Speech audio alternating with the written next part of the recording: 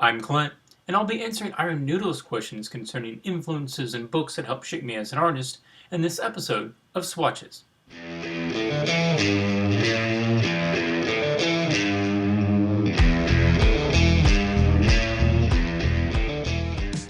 Okay, so the exact question was, cover your influences, artists, and books that helped you develop when you were starting to take art more seriously. Now, I started taking art more seriously when I was about 14. Won a big scholastic art competition in my area, and it made me think, wow, I'm really pretty good at this. Maybe I should consider this for a living. And really started getting into art books. I took art classes from a local professional artist for a couple of years. Once a week you would meet him, and he helped give me a real good traditional grounding in art principles and techniques and practice, and he influenced me a lot. Now in a moment I'm going to be speaking on my books, and I'm going to be going through a whole stack of my favorite books, and I'm really looking forward to that. But I'll just cover a couple of the other influences. Aside from that, as I mentioned in some of my other videos, I did not go to art college, and I did not go to college and take art classes. I did go to Scottsdale Artist School, and I do recommend that. Scottsdale Artist School is a small facility in Scottsdale, Arizona, right in the Phoenix area. And they offer week-long workshops. These workshops are about, I'm trying to recall, about 8 hours a day, maximum of about 12 students for this teacher. And the teacher is somebody who is working professionally as an artist. These are all classic artists. There's no digital in this place. It's all drawing, painting, pastels, watercolor, traditional media. And it's really, really beneficial to work with these guys, hands-on, lots of one-on-one time. You can get any of your questions you want answered. It's a beautiful climate. It's a fun place to hang out, great people to spend time with. And I think I've taken 4 or 5 workshops out there over the last 10 years, and would recommend that to anybody. There's a similar school down in Fredericksburg, Texas. They get a lot of the same teachers coming in there, same setup, time frames. I would recommend it. However, I personally have not been to that one, but I'm sure they're also very excellent. Aside from that, I went through a lot of books when I was taking art more seriously. And I do not have the time to go through all of them in this video, and I do not have all of them with me. During my 14 to 19 year age frame when I was going through books, a lot of those books are actually at my mother's house. They're in her little library right now. But I can go through, have a couple of them with me. I'll go through those, and I'll go through some that I like going through right now. Again, this is not all of them, but let me give you some of my highlights.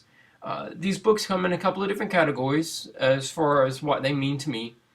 Some are great instructional books, and some are great inspirational books. And in no particular order, I'll be going through these, telling you what I love about it, and who might like it, and what I learned from it. So without further ado, The Lord of the Rings Sketchbook by Alan Lee. This guy was one of the head concept artists for the Lord of the Rings and the Hobbit movies. He works all traditional, primarily in pencil. Now, let me show you a couple of images from this book.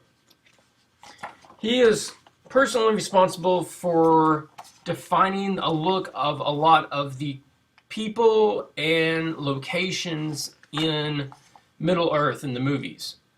And they're just beautiful. Yeah, there's a couple of watercolor pieces that he did, and characters that didn't even get into the movie.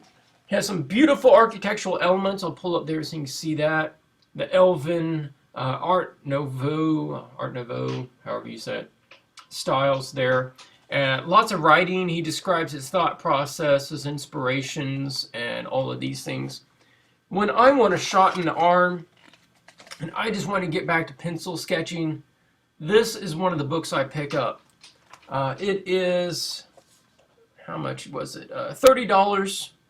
You should be able to find it at Barnes & Noble. I don't know if they still carry it now. That's where I picked it up. Otherwise, I'm sure Amazon has it. The Lord of the Rings Sketchbook by Alan Lee. Great book. Try that. Next one up. Spectrum. Well, this is Spectrum 19. This is an annual book put out every year. This is obviously the 19th version, 19th year to do it in. And it is the best in contemporary fantastic art. It's the best fantastic art, fantasy, science fiction of the entire year. And what I love about this is, one, the quality of work is very high. You have to go through a long judging process in order to get into the book. And you have to pay to even enter the competition to be judged to get into the book. But there's so many styles.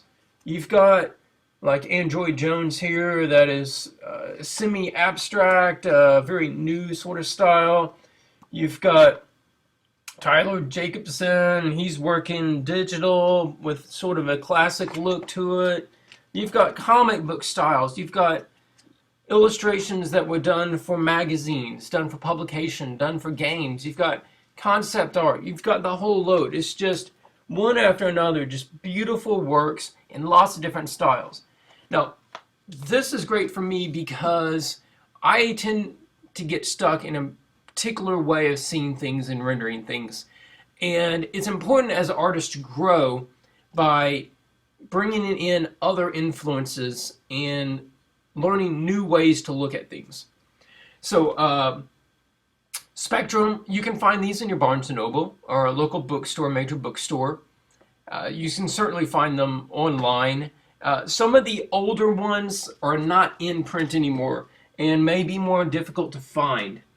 But they all follow the same line with just being a whole collection of styles and approaches. This is one that really helped guide me. I think it used to have a dust jacket, but I don't have it anymore. I'll pull it this way. Bridgman's Complete Guide to Drawing from Life. This one helped me a lot in drawing people. So let me give you an idea here. I'll pull through the pages. This isn't the best laid out as far as you start at the beginning and you work your way to the end. It's kind of he just goes through the whole body one section at a time and you pick up what you can. Because it is a compilation of a lot of his little books combined in one big book. That's why it doesn't have a great flow to it. Now, he talks about things like rhythm, breaking the body down into blocks, finding balance with the shapes, really good stuff here. This is the sort of way that he approaches it. You can see how very plain. He used lots of planes and cubes in order to create the body. Personally, I find that that is better and that is easier to mentally grasp than a lot of the other anatomy books, the way that they teach. Because they use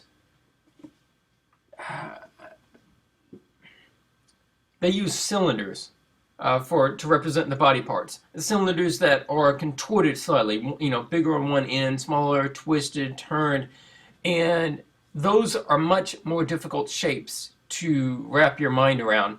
And cubes are much more approachable. So if you're not great at anatomy, if you're not great at drawing the human figure, then I would say Bridgman's is better. Now, from Bridgman's, I don't see it on my shelf. I'm not sure where it is. Once you have a decent base, I would say you go on to Loomis, Andrew Loomis. And he has some great ones on drawing people. He goes over lighting.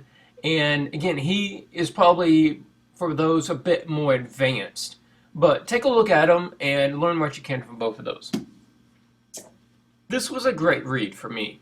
Understanding Comics, The Invisible Art by Scott McCloud. Now, this is not an instructional book per se. His whole book is about understanding the medium of comics and how it is not writing, and it is not art, and it is not,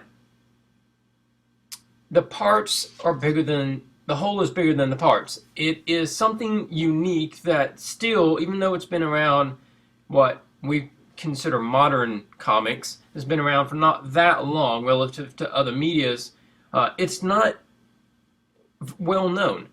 And the entire thing is made in comic format. And it's him as the author explaining the entire medium to us. Now, why was I impressed with this? Well, honestly, I'd read, I would say, over 100 art books in the last 10 or 15 years.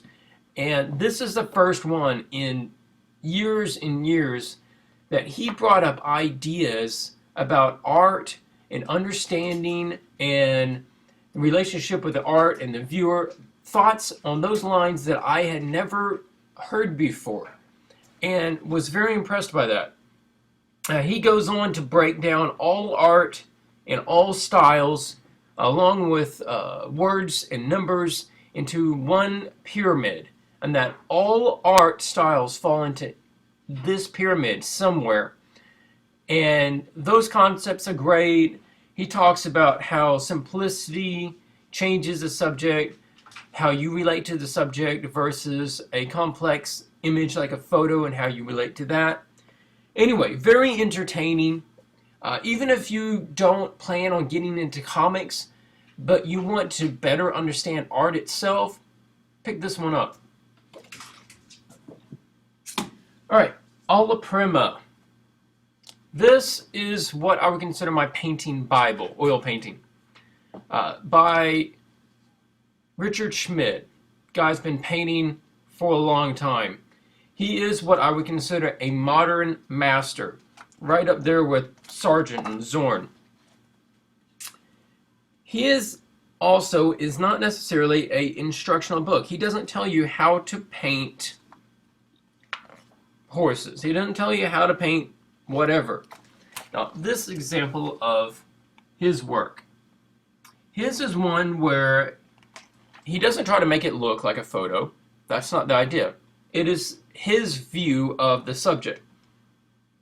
And his book is focused on understanding your subject, understanding what you're seeing, how to put that down on the canvas, and teaching yourself how to think, how to analyze your subject, what to look for, and prioritizing what needs to be there and what needs to be left out. He does have some step-by-steps.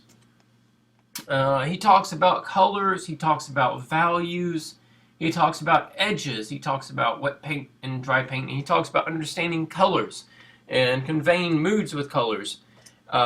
Even if you're not doing oil painting, you can skip some sections of the book, but it's really, really good knowledge from a guy who is a modern master and has been accumulating this experience for, decades and decades.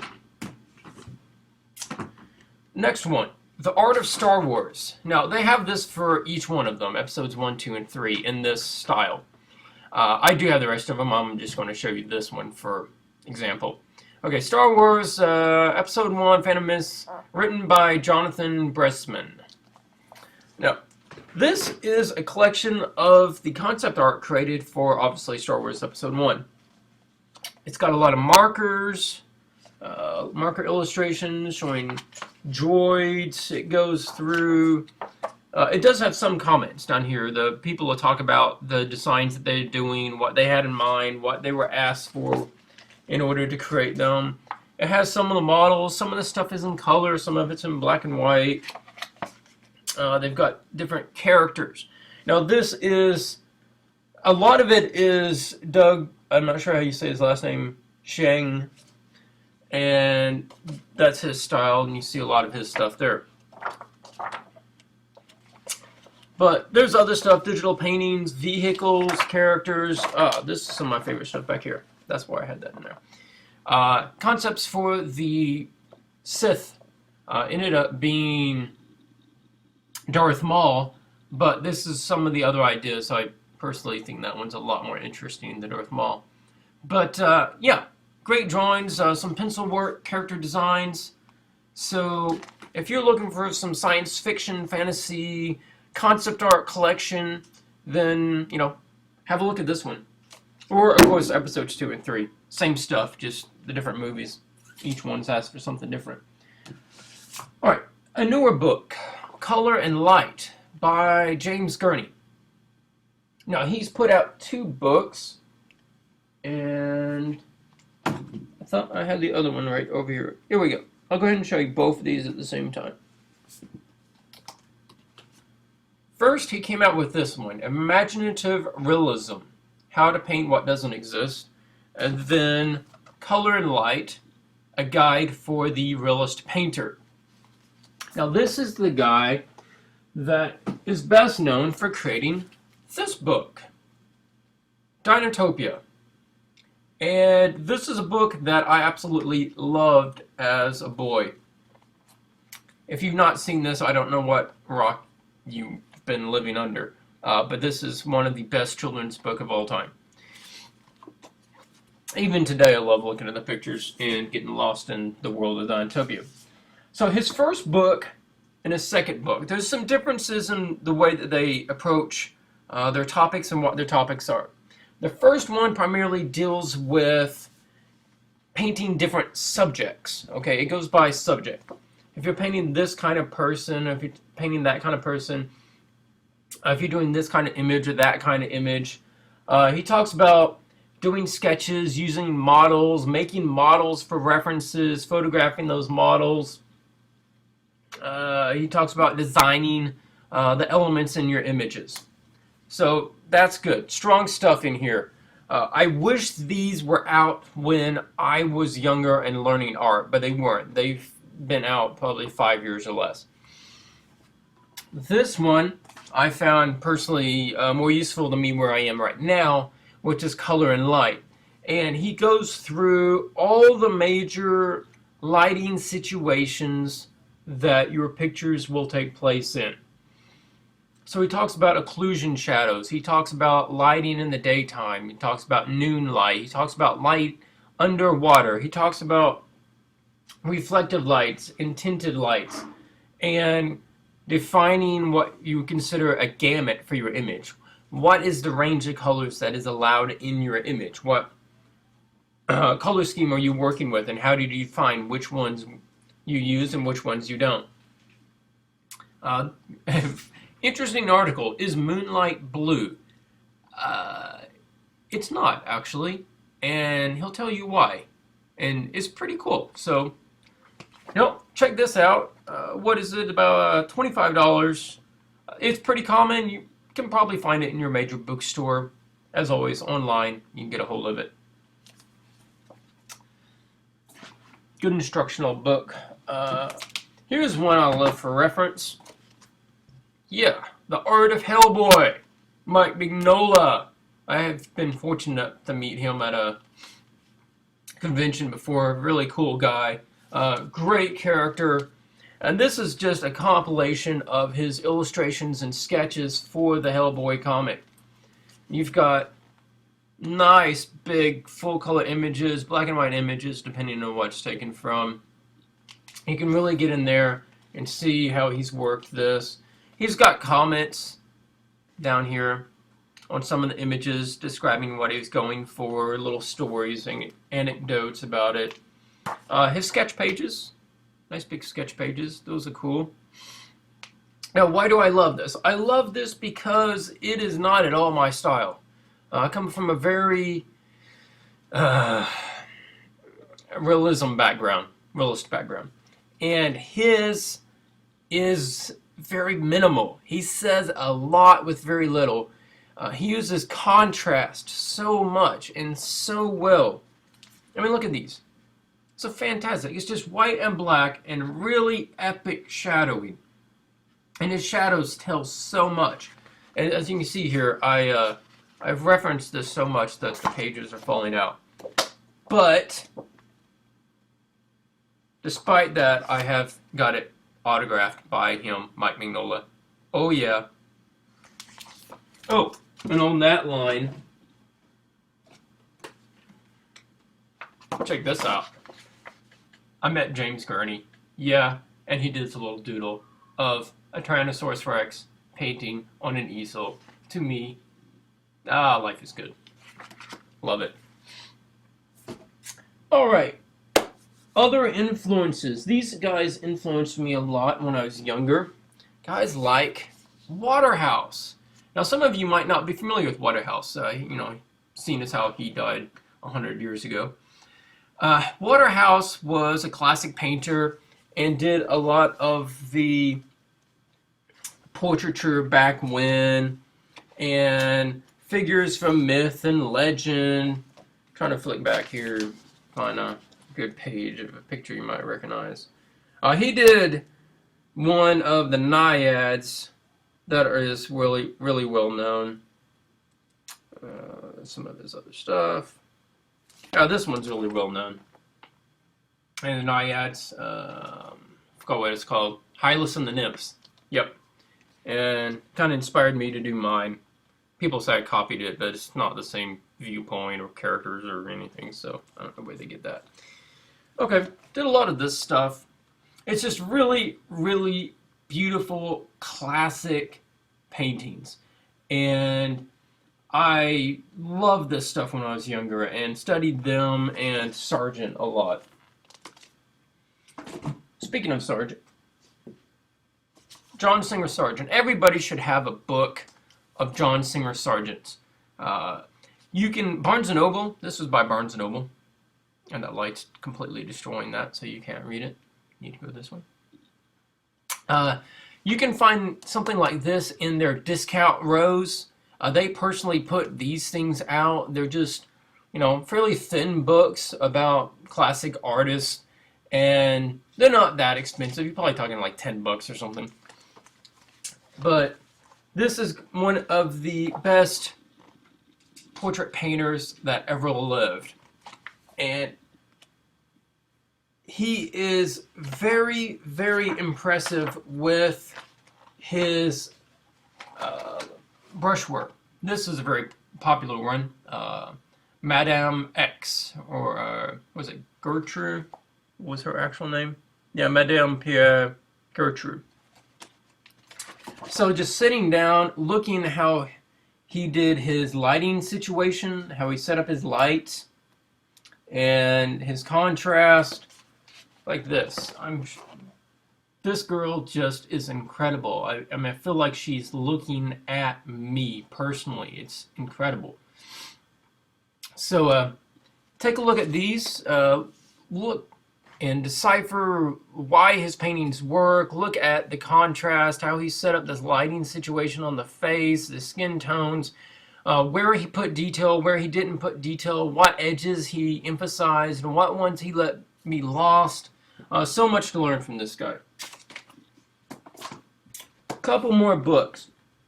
I do have some odd and end books that I've picked up that aren't real popular, and this would be one of them. This is the Final Fantasy XII art collection. Final Fantasy XII came out for the PS2. I played that, beat that. That was a fun game. Some really good designs in the game.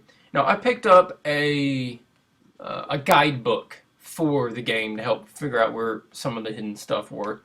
And this came with it.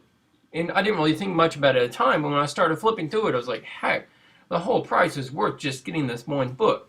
Why? Because it's got some great sketches, character sketches, of the main characters of the series. And it's got nice, big, full color images. And you can really get into the character design. I love that this is all about character design, inspiration and ideas for character design. Just great shapes, great textures, and getting ideas of how to design characters. Go to some Pinello. Pinello's a great, great character design there. You see her as cosplay fairly often. And that's not Pinello, sorry. Pinello's on the other page, that's Fran. The judges, there were some of my favorites. Here we go. This armor design, gosh, I've referenced it numerous times. It's armor design that's over the top, but it still looks really cool. Great shapes and forms in these armor designs.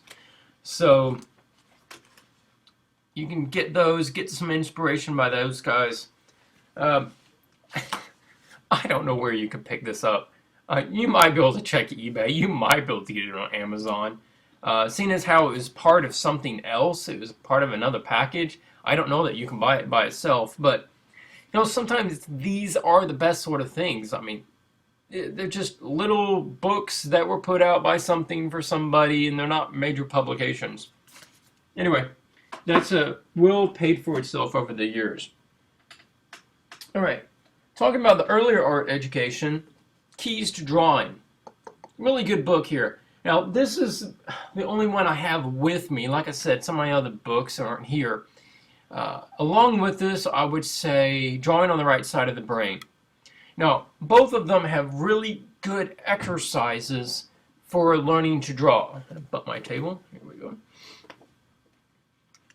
And he starts by just going into line, drawing with line. He talks about drawing blind contour, just sketching the areas around you, drawing from life, how to identify forms, how to sight size to get your proportions accurate. You know, there's a lot of books out there that teach you this sort of thing, but as far as I'm concerned, this is definitely one of the best.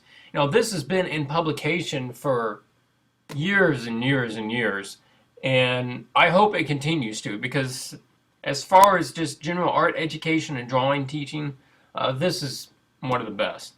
It is put out by Northlight, if you can see it there, Northlight. And you get on Northlight's book list. You can probably pick this up for pretty cheap. Strong one there. Again, like I said, Drawing on the Right Side of the Brain has a lot of good exercise ideas, and you should pick that out. Read that, go through those exercises. Reading about the exercises aren't going to do you a lot of good, but when you sit down and you do blind contour and you do negative space, those sorts of things can really hone your drawing skills. Okay, this is one of my favorite artists nowadays in the comics industry, along with Mignola. Alex Ross. Alex Ross has a jillion books out. Okay, he's got all kinds of stuff. If you can only get one of them for inspiration, I would suggest Mythology, the DC Comics art of Alex Ross. Okay, why this is cool. Say, that's pretty realistic. Yeah, that is pretty realistic, but he does every stinking panel of all of his comic books with that sort of realism. It goes through some of his art history, his past, where he learned to do art, and each of his major characters and his version of each of the characters. It has some of his sketches, his paintings. It shows some scenes like, who really wants to paint that? Look at all those people. That'd take forever. But the guy is crazy skilled from crazy hours put in. And it's just an inspiration to see how this guy works, and his posing and his thumbnails. He's one of these guys that does super tight thumbnails, very, very accurate thumbnails when he does a sketch for a scene. But you've got sketches to finals and great lightings. You've got commentary from him, ideas, and how the projects went, and his thoughts on different comic subjects and art. I've referenced a lot of his books and been inspired by a lot of his books and works over the years. But this one's one of the best, Mythology. And let me grab one more here. Another comics guy. cover run DC Comics art of Adam Hughes. Now, you're probably not going to find this at your Barnes & Noble. You might be able to find it at a nice big comic book store, but otherwise you'll have to pick it up online. Now, Adam Hughes, personally, I love his art because it's very similar to the sort of comic art that I would do if I was in that field working a lot. And let's see, something, this is sort of his style. He did the covers for Wonder Woman for a long time, years, and beautiful images. He has a style where the background is usually very flat. A lot of the other elements are very flat, but the characters' faces and skin, and sometimes different parts of their clothes, like the metal, are well rendered. Also has great sketches included and a fair amount of text about the image and his ideas, etc. And that can be just as cool as the image themselves when you can learn the backstory to it. What else? This is some of his newer stuff. Again, Wonder Woman. He also did Catwoman. I'll flip to a couple of those pages. And there's been a lot of people, myself included, that have experimented with something near his style, with mixing flat elements with very well rendered elements and outlining his characters. He'd had a nice run on Catwoman. You can see some of his stuff there. Sketches to finals. So, cover run by Adam Hughes. Alright, well, I'm going to stop it there.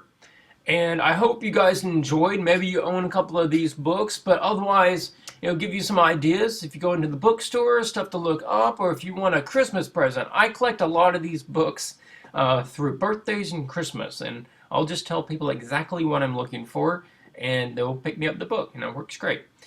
But I hope you guys enjoyed it, and again, as always, have questions, want me to cover a particular topic, send me some topics in comments below.